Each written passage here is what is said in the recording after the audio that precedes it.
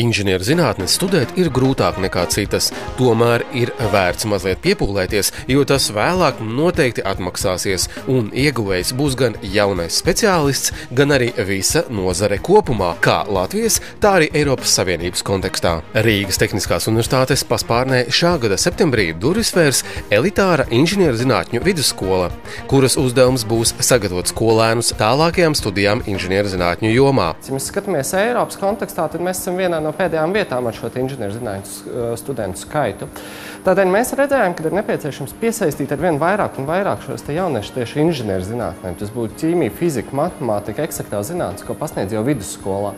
Un tādēļ arī loģisks solis ir ar jauniešiem runāt ne tikai universitātē vai tajā brīdī, kad viņi beidz 12. klasi, bet tajā mirklī, kad viņi izdara šo savu izvēli. Tā būtu gan vidusskola, gan arī pamatskola. Un tas bija viens no mūsu galvenajiem mērķiem – uzrunāt jauniešus, kas ir pabeiguši pamatskolu, 9 klases, un izdara savu lielo izvēli, kurā virzienā tad viņi vēlētos mācīties tālāk nākamās 3 gadus. Inženieru zinātņu vidusskola piedāvās apgūt vispārējās vidējās izglītības matemātikas, dabas zinību un tehnikas virziena programmu. Mēs redzam, ka caur šīs skolas mācību programmu, caur dažādām ārpus studiju aktivitātēm, mēs spēsim aktualizēt inženieru zinātņu nepieciešamību, inženieru zinātņu interesantumu, parādīt jauniešiem, ka tas ir kaut kas, ko var darīt, teiksim tā, ik viens, ka tas patiesībā varbūt sākumā ir sarežģīti, bet tomēr tas ir interesanti. Un tajā brīdī, kad tu ieej iekšā šajās inženieru zinātnēs, kad tu sāc ar to nodarboties, tu saproti, ka patiesībā tā ir lieta, ar ko tu varētu nodarboties visu savu turpmāko mūžu. Pirmajā gadā skolā konkursa kārtībā no skolas budžeta līdzekļiem finansētajās vietās tiks uzņemti 22 skolēni 10. klasē,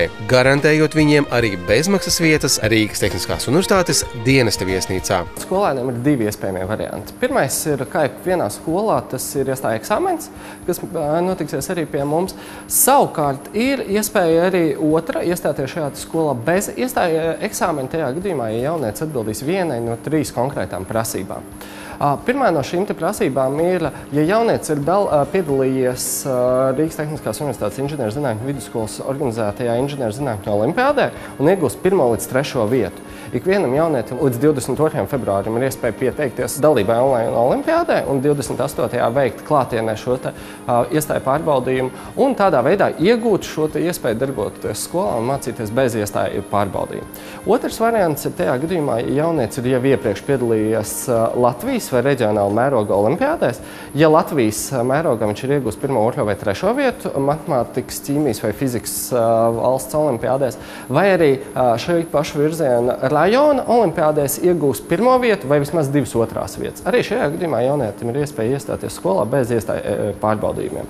Un trešais variants ir tajā gadījumā, ja jaunietis ir uzstādījis un uzrādījis ļoti labus rezultātus iepriekšējā mācību procesā, ķīmijā, matemātikā un fizikā, saņemot kopā ar valsts pārbaudījumu matemātikā vismaz 36 vai vairāk balvas, saskaitot visus kopējos vērtējumus. Un ja viņš ir saņēmis vismaz 36 vai lielāku šo kopējo vērtējumu, arī tad viņam ir iespēja iestāties šajā skolā bez iestāju pārbaudījumu. Papildus vispārējās vidējās izglītības ieguvēji inženieru zinātņu vidusskolas audzēkņi varēs baudīt priekšrocības, ko nepiedāvā citas vidusskolas.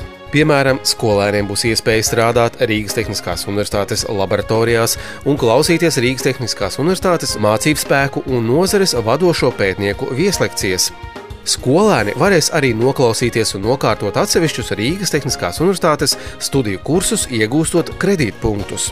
Ja inženieru zinātņu vidusskolas absolventi izvēlēsies studēt Rīgas Tehniskajā universitātē, viņi iegūtos kredītpunktus varēs izmantot, lai ātrāk iegūtu bakalaura grādu. Uz doto brīdi mums ir jau 3 sadarbības partneri. Viens tas ir tehnoloģija partners Lattelekom, un 2 atbalstītāji, kas būtu Latvijas Trans un Latvijas Gāze. Akcijas sabiedrībai Latvijas Gāze ir izveidojusies veiksmīga sadarbība ar Rīgas Tehnisko universitāti.